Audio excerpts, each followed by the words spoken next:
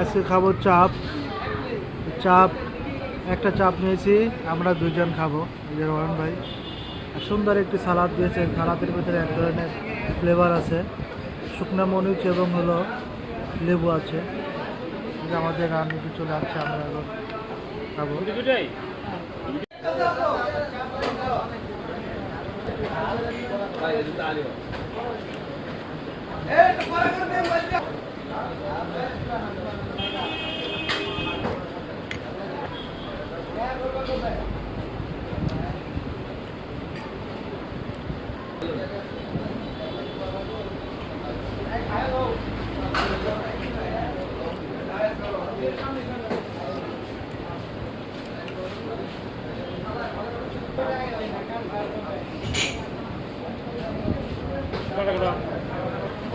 করতেছি